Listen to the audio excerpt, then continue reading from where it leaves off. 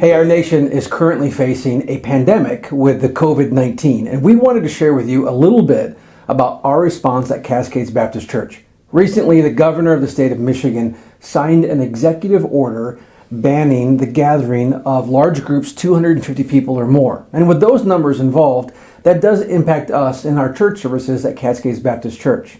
So in light of this executive order, we have suspended all on-site worship services for the next 4 Sundays. Our normal operations will resume on Sunday, April 12th, but for the next 4 Sundays, we're not going to be gathering together. This also includes our midweek services, our children's programs, our youth groups. The only thing it doesn't really involve is our small group gatherings. If you're part of one of our small groups at Cascades Baptist Church, we urge you to contact your small group leader, and your small group can make the decision together whether you're going to continue to meet over this next month or not. Now, one of the advantages of the time that we live in is we have the ability to stream and watch our service online. So the plan is to continue to stream our service through our Facebook page as normal, so you can find it there. But also we upload the audio from our sermons onto our app. You can find them under the media section, but they also get put on our website as well. So look to those 2 areas. We know long term that is not a replacement for gathering, but in the short term, it's a blessing to have that while we try and partner with our government in this effort. So speaking of the app, we really want to encourage our church family to continue to give to the ministry, and you can do that through the app. If you've not already downloaded our app, it's available on iOS as well as Android. You can listen to the sermons, as Mark said. There's a whole bunch of other announcements. There's also an opportunity to give online. So the ministry financial needs continue to exist. There's missionaries that still need to be supported. There's ongoing operations. Our costs don't decrease at all over this next month. In fact, if anything, our costs may even increase because the opportunity for ministry is real and it's right here in front of us. So we really encourage our church family to continue the act of worship through giving online, through using our resources for further study, getting into God's Word, and for fellowship.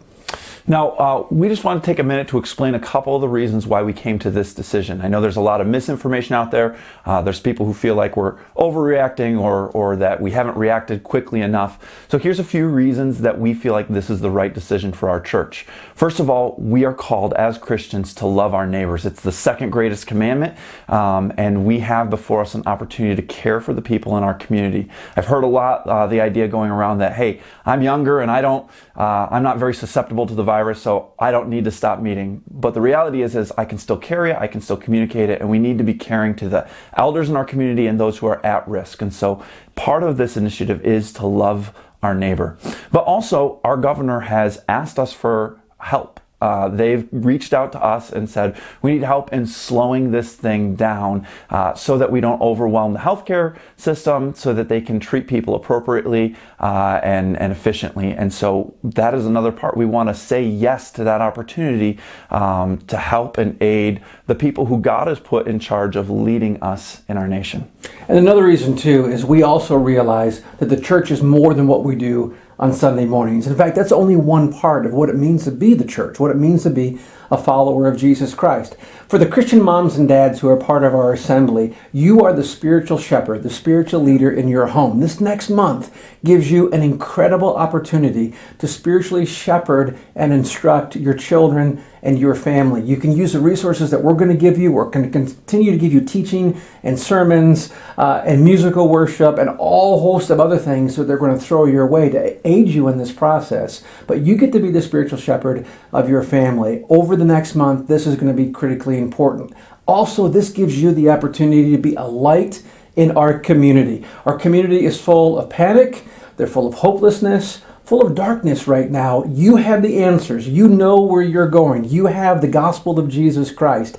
This is your opportunity as the church to stand and shine and be a message of hope in what really is a dark situation for many people. We love our Sunday services. We love seeing you on Sunday morning.